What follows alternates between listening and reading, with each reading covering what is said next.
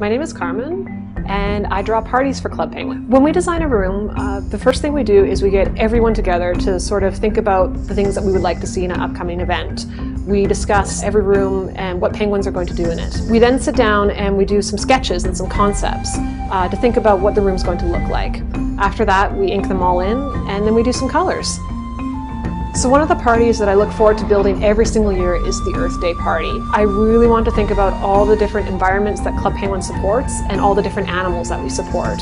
We wanted penguins to be aware of the help that they're already doing to the environment, and so we came up with some mountainous, snowy areas for our snow leopards, some plains areas for our lions and painted dogs, and some jungle areas just for general role play of the different costumes that'll be coming out this year. So this year the lion will be coming out, another animal that Club Penguin protects, and the rockhopper penguin. Right now the team is currently working on a really exciting party, and to give you a bit of a sneak peek, it is the medieval party, and we feel that it's going to be our best medieval party yet. I don't want to spoil anything, but we are going to have a new villain flying into Club Penguin that we're going to need all of the princesses, knights, and wizards to get together and save Club Penguin from.